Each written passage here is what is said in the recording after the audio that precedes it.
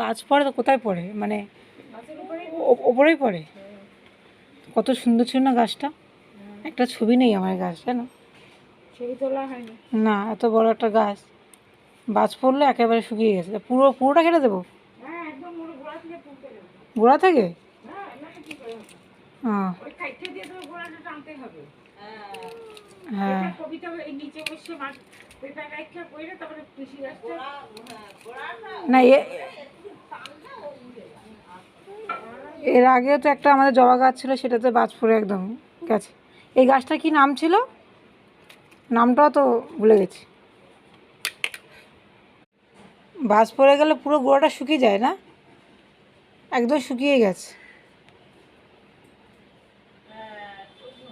একদম শুকনো হয়ে গেছে।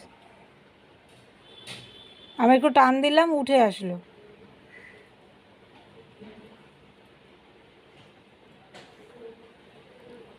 তা তুমি তাহলে তুলসী গাছটা লাগিয়ে দিও। হ্যাঁ, আমি জাস্ট এমনি করে রাখলাম।